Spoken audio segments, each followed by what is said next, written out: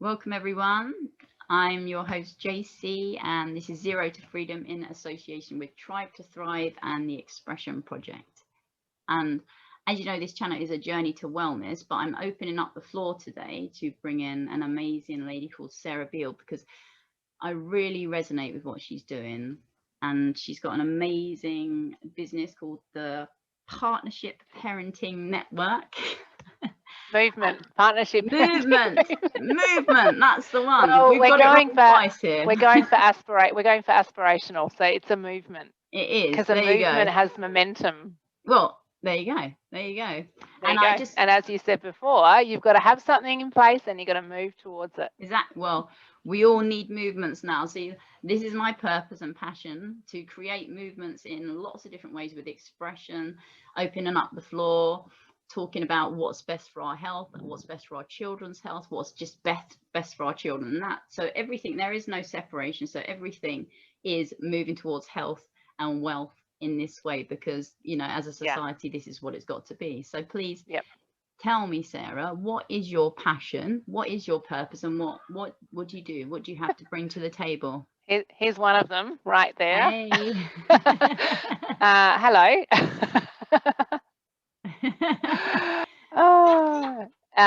So my passion really has become working with families to support them to live in partnership with their children.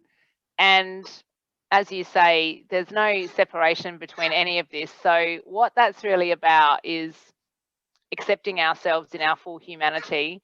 And I see that starts from birth. Would you like to go and get her thing? Because this is life. This is okay. This is life. Fine. There's no more left. Exactly. And then getting into trouble from your child as well. Go and ask Daddy. Yeah, go and ask Daddy. Don't know. I didn't do the shopping. Mum's busy. So that's a whole other topic. Yeah, exactly. So I live with 4 children and they never leave. So they're here. They are also they are my work and my passion and drive my purpose, because I noticed almost immediately that I became a mother, but it really took me a long time to get clarity that they're born knowing who they are, actually, children, but we think that they're not, and that we need to pour all of this knowledge and wisdom, imprint all our super knowledge onto them of limitations. We know so much. We know so much because we've been alive for so much longer. And and actually my children told me pretty consistently that was not true. And it took me a while to listen. Because we're slow to learn sometimes. School? You told me a minute ago that they're all homeschooled. Were they at school at some point? Yeah, 2 of them were. So as I said, I was a slow learner, and I did always have this, I always used to say, so in Australia we call all forms of home education, we call it homeschooling. I think in the UK, when people say homeschooling, they mean sitting down doing school at home, maybe. I think that's what I've worked out, but that's not what we do. But in Australia we call it homeschooling, which basically means you don't go to school. So I always had what I called a homeschooler's heart. I always had this something knocking on the door, something that was telling me that my children, or my daughter at the time, who was kind of approaching school age, was so innately creative, and I got to observe that because I didn't work I haven't worked since, not in a paid capacity in a normal job, since having kids. So I was with them all the time, and I saw all this stuff that they were doing, them unfolding without me doing anything. And in fact, they would reject me trying to do anything, really. I would have these amazing ideas for craft projects. And I would like they do on TV, you make the prototype and then you guide them. No, they were not doing any of those things, literally never have. And so I started to think, so if my kids don't need me to make the prototype and show them how to mix the paint and how to sew the thing, and they don't need me to do that, maybe they don't really need all this other stuff. So that was kind of the beginning of it. But in saying that, I had a lot of fear. You were just saying before that you felt like you had to get your ducks in a row. That that's what it was like for me. I'm I had this idea or this thing in my head that wouldn't go away, and yet it took me a long time to be ready. Because we're taught, because when you say you have a lot of fear, I've been wanting to, and I've just told Sarah now, I've just literally taken my daughter out of school just literally last week, but I wanted to do it for a while. And that's what we were talking about, the fear, because we have in our heads, and we're taught this is how you do it. This is how you do it. This is how they're born, and then they go to school, and that's just the way it is. And I actually had someone laugh at me when I talked about homeschool. Oh, I don't agree with homeschool. And I said, you know, some of the most intelligent people and the people who've done amazing things in the world were homeschooled. But it just really made me kind of laugh how literally she was a teacher. Yeah, so there's a lot of investment. I'm not surprised, but you know, there are lots of ways to learn. People really honestly do believe that the only way you can learn is in a school, you know, and that's it. So obviously you've been working with your kids at home for quite a while. So is this where your business was born out of it? And this is why I wanted to talk to you so passionately too, because at the moment in the world where we're seeing such a massive amount of control on people, and I'm not going to get into different topics, but I'm just talking about the control and the limitations we're seeing put on our health, on our children. I just think this is a really important time to really start evaluating and looking into what are we laying out for our kids here, you know, what are we allowing, and what we you know, we're allowing it, we're consenting, and we don't have to. And a lot of my work in terms of what I talk about and what I support parents through is about autonomy and consent. And you know, you talked about that programming and this idea that it has to happen in a certain way, and of course that permeates every element of society. Every element of society we outsource. And we're really seeing that now, Sarah, aren't we? Like with everything. I mean, this is when we just mentioned a minute ago, there's no separation, because this is why I'm opening the channel out to everything, because we're all healing, we're all getting better something. And at the moment, when you can see very starkly in your face, we're healing from the systems that we've been kind of just exposed to in our entire lives. And you don't realize when you're in something all the time, but when you step out of it and just see how damaging it is to human potential, to our children's potential, to our potential, to be in these very closed, limited systems. And obviously that's how, you know, you felt with, you know, seeing your kids and them going to school and watching them play and unfold by themselves, and just thinking, well, actually, I mean, really what I saw was, and of course I reflect on my own schooling life as well. What I saw really was that all of the decisions about how we want to live are then taken up by other people, because even though I think there's been some tokenism in the school system around like play-based learning and child-led learning. Well, like a kind of nod to it. It's like a nod. Absolutely. It's like they write it in the curriculum, which is completely counterintuitive and counterproductive. We've got a play-based curriculum. So, you know, when my third child was at kindy, and we always had a bit of a stop-start kindergarten career. In Australia, typically children go into like a formal kindergarten program at 4, but they don't have to actually until they're 5. So 4 or 5, they go to kindy. And it is play-based in that they have a lot of opportunity to play, but it's play that's driven by adult agenda. And my boy at the time, I think he was 5, and he would go somewhat willingly. He had friends there, but he would get really frustrated because they'd just get into something really cool. They'd spent, you know, half an hour building tunnels in the sand pit, making forts, whatever they were doing, and then they'd have to stop because then they had to go and read a book, or they had to go and wash their hands for a snack, or they had to go and do song time, and they didn't necessarily want to. It's right the crux of the most important part. Right. So, you know, you start to see that even where there is this nod to child-led learning or self-directed learning in schools, because I really do think that many educators see that as the way forward. They're so limited by a curriculum that's intent on measuring and benchmarking and testing. That's the problem, isn't it? That really is the problem. All these tests for children and stuff is just absolutely nonsensical. I mean, the problem is way back further though, because testing is just a way of measuring that you're getting the product that you want, right? But the actual problem, and that really sounds horrible, but it's true. Getting the product that you want. That's absolutely. And the problem is that we've agreed to this over the last couple of 100 years. I mean, modern education is actually not that old, and it's also not really greatly changed since it started. And it was really about getting a particular product, getting a person who could do a particular kind of job, who knew how to behave in a particular way, who was already happy being measured, already happy being compliant by the time they left that system, ready to go into another system. So you see, it's not changed much, because we leave the school system either to go into university, or to go into a job, or, you know, there might be a succession, but it's the same system, and it's one of control, it's one of measurement, it's one of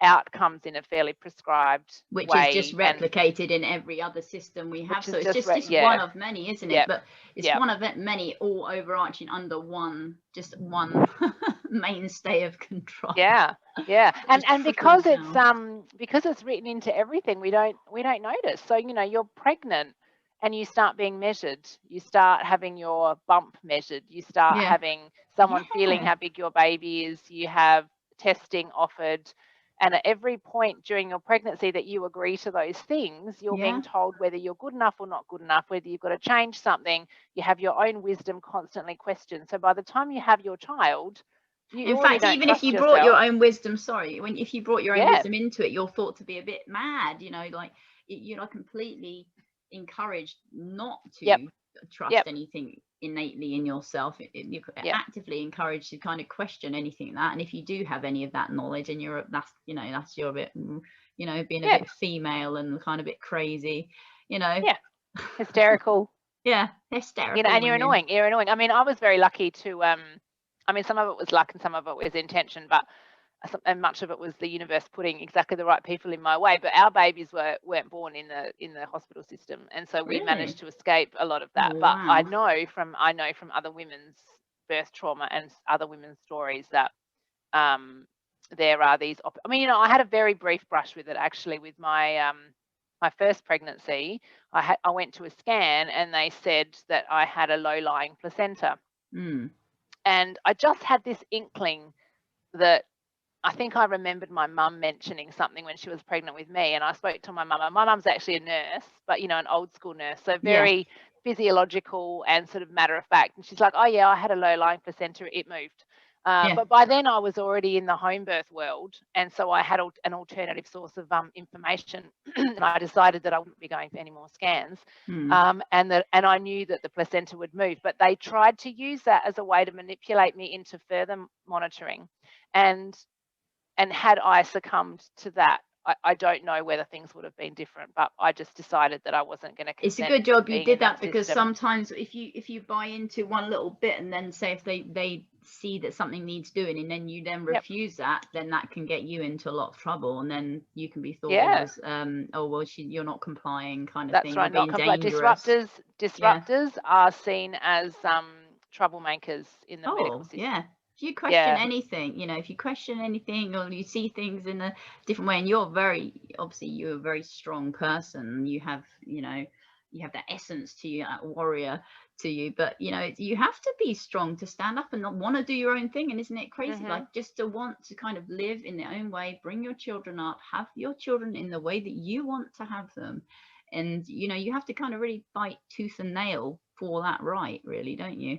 And is that sometimes you do. And I think what's happening now, when we're really seeing it more broadly in society, that if you want to be autonomous or you believe strongly in sovereignty and freedom, the rest of society is being taught that that's selfish. Yes, and that's really important, because that's really important what's happening, because we just get the people to police each other, because we have the top-down control, but what's a lot easier for people is to proliferate people to police each other. So you're being selfish, you're being, you know, anything that's different to the norm, like, you know, you're the outsider, we want it all like this, we want it all conformity. You know, everyone's signing up to the same thing. And I think that's just what I've seen lately. The saddest thing, I know we're going slightly off topic here, but I just think the saddest thing that I've seen lately is people kind of reveling in telling on their fellow citizens, and just like kind of getting into this, like, and you just stand back from it and you think, wow. And children being encouraged to do that too. So where you've gone and you've opened, you're completely off that track, and you're sovereign in yourself, and you've stepped into how you want to do things.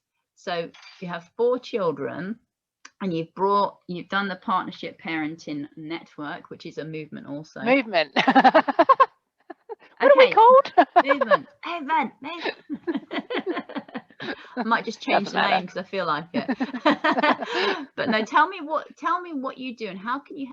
Okay, if there's parents at the moment, Sarah, who are they've got that fear, they've been in the system, they've been to school themselves, their kids are at school, but now they're really feeling like, hey, I'm just really not comfortable with any of this, and they're starting wanting to step back from the system. How can you help a parent that wants to, is a little bit fearful, but they just know that this is just not right, this is not for them anymore, we just want to step back out of the system?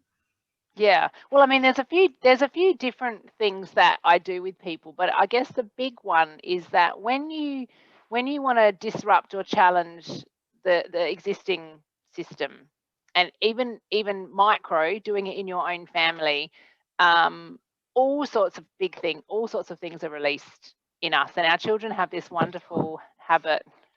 It's a gift, it's magic of bringing up the exact things the exact sort of pressure points in us that hold us back. And so, can you please go and ask Daddy? My work comes with me everywhere. Well, yeah, it has to, isn't it? So JC's actually recording this. Yeah. And it's actually, I love you, and I'd love you to go and ask your dad to wipe your bottom. That would be amazing. It's like she's got paint all over. She's doing some painting. It's dry. Yeah, she's been doing painting. She's got Oreos. She's got Oreos. She's got paint. So, I mean, this is a good example, right? Like, when you step outside of how things have always been and how we're told they have to be, and the big one is parents in charge. You know, that's the big shift. Parents are in charge, kids have to do what they're told. And of course, in the school system, that's really vital.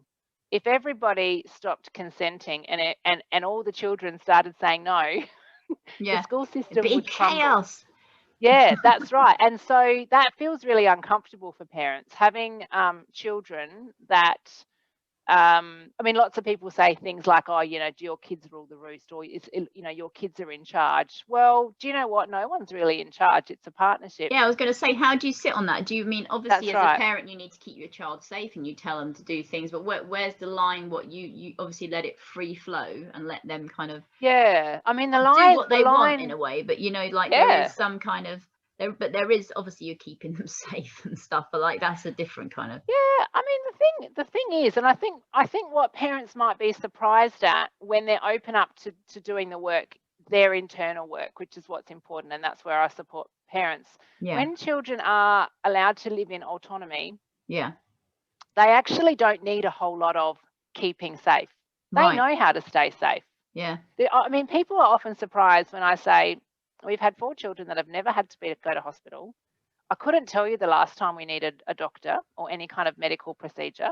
So obviously they've had no vaccine, you know, they've not. 2 of them have had some vaccines and 2 of them have had none. We haven't used, you know, pharmaceutical. Or my oldest daughter, who's 13, started bleeding a couple of years ago. She's become quite partial to a bit of cowpole, which she's discovered since being in the UK. And that's her choice. She has autonomy. So we talk about options. I offer her alternatives. Sometimes she takes them, sometimes she doesn't, and that's her choice. Because she's 13 obviously, so she has a lot of access to information. My 6-year-old wouldn't know what that was, so she wouldn't know to ask for it. We've not needed it, like we haven't needed to access those things.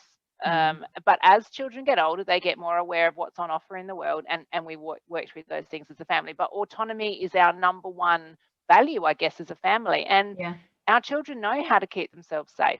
Like, it's just completely growing up completely different, because someone listening to this is just, you know, even me, like I like to think of myself as a free spirit, but my eldest went to school, you know, my little one's gone to school, but I just, you know, I've always felt outside and not wanting to be in the system. I felt the same when I was at school. I felt the same about every system I've ever kind of been in, and just seen the glaring well, no just no basically. And but I've still been in that system, and my kids still been there, and like we all are, unless we literally really do make, but now I'm making massive conscious decisions, you know, to, like, I stopped taking pharma couple of years ago, and doctors did me a favor because they stopped treating me. So that was one thing for me, but it was a gift. So I've stepped out of that box, but also now stepping out of the box of literally just the schooling, because I saw her going every day, Sarah, and just come home damaged every day. And, And the say, oh, eyes, that's just the kids. eyes, Yeah. they die a little bit Yeah. inside. Oh, you know what? That's Absolutely. what I saw. Absolutely, like just the kind of just crushed every day. And I used to literally have to spend 2 hours. My eldest experience, it wasn't the same as that, but some children really keenly feel it, and she's so open and she's so creative, it just crushed her. And like I just and then with what's going on in the world on top of that, I just thought, wow, absolutely no way, no more. Yeah, not I think what a lot of people have, like, school refusal. They experience school refusal. They experience children having like meltdowns when they get home, and we as a society tend to pathologize those things because it's inconvenient. Yeah. And we make it the child's problem. The child's got something wrong with them. Well, how could they not want to go to school? Yeah. But for children, in particular, who are like highly intuitive or empathic, that's them saying, that's their spirit saying, no, I don't want to consent, isn't it? and I'm being forced to consent. We've been put in so many boxes, and if we are uncomfortable in these boxes, like you have this surge in ADHD, autism and stuff, I always said to people, it's a reaction against, not fitting into this unnatural system that we're not actually. And as the new kids come through, and there are a lot, I mean, kids are always open, but the kids coming through at the moment, being born now, are being born a lot more open and a lot more ability to see things. So you're trying to put these kids in squash them into these systems, and they're reacting to it, and then they just slap a diagnosis on you if you do not react well, which is actually kind of like normal. Someone else told me ADHD, attention dialed into a higher dimension. It's like, it's just another way of being. It's just part of the diversity of being human, and we've got a whole mix in our family of different ways of seeing the world. And probably 3 of my children would have had some kind of diagnosis if we'd chosen to go down those if you wanted pathways. To do that. Oh, I for sure because know they're that my inconvenient. youngest will get a diagnosis of, and I think, and this all we're walking around is just diagnoses of things. We're human, and we're all unique expressions of like one consciousness. So like we're all walking around being our unique expressions, and that's okay, and that's how it's supposed to be. It is okay, but it's very inconvenient for the world. Yes, isn't it? Really inconvenient. And it brings up really big feelings in parents, because we are told that things have to be a certain way, and it's very comfortable for us to have things controlled, because and that you're failing if you're not doing it in that. You're failing if you're not, and you feel that suffering of your child pushing back, and you don't like the feeling because there's trauma inside of us from having to push down our feelings for so long. And so it starts to come up when our child says no, or comes and annoys us in the middle of a Zoom call, or wants to paint the walls, and we get this like feeling, and we don't like it. We push it back down, and we push it back down by getting our child to stop, because our child stops, the feelings stop, and then that's how we exist. And so we make all the conflict in a family. It's usually the child who needs to make the change, and the way a child makes the change is they then start pushing down themselves the way we did. They push it all back in the box. They comply. Don't we damage them? We damage them so much, don't we? Yeah, but we were taught to as well. We were damaged. Yeah, that's right. It's just the damage on. Literally. Yeah. But we're not doing it. We're not doing it anymore. My children have said no. And all these children that are inconvenient, that are being born now and have been probably for the last 15, 20 years or so. Exactly, yeah. Sorry, they were born to be inconvenient, Yeah, so my inconvenient 6-year-old is just asking me what letter someone's name starts with. So I'm just going to answer her question. What name? N. She's just learning. She's learning letters, and she likes to write people notes, but she just uses the first letter of their name because she doesn't know all of the letters. So she's just asking me. I've just got my little one join me, but she's got no clothes on, so she's not. No, that's plugged in. She's trying to take my phone. That's my hotspot. That's my hotspot. Okay, I need that because if you take my hotspot, the whole thing will come off. Right. Okay. Right. Back in the game. You showing her? It's not quite a whole M. It's a little bit of an M. It's the M without the elastic. No, that's. I love it. I love watching this free flow parenting as we're talking. Now this is it, people. This is it. This is I mean, she's getting annoyed because she wants me to stop what I'm doing, and so that's the other thing that that is, it's the balance in a family where you want to live in your family values and live in autonomy, and everyone's doing what they want to do. Well, of course, we all want to do what we want to do right now, and so the limits in our family are around that stuff. So like I'm committed to doing this right now, and I can bend a bit, but there's a point at which I can't, or I choose not to. So exactly. You know, that's how we that's work the point, out, isn't it? And it's about meeting people with that and actually just working out between yourselves. Right, give me a pitch. It's not perfect. It's not perfect. Never is, darling. I want it doesn't have to be. It doesn't have to be. That's the beauty of it, right? Like I think we've forgotten how amazing humans are, but we're amazing because we're not perfect, and we are meant to have a little bit of chaos. To me, that's where joy is, on the other side of chaos. And if we don't embrace that, we can't access joy. This is what I've found in my life. And often we need that chaos. Transformation comes from that chaos as well. And like, if we're all just taught to be so uniform, where's the beauty in that?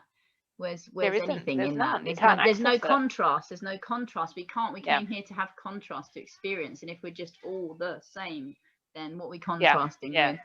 Anyway, I know you've got to run and like help her with her words and stuff. But someone how to write a letter N.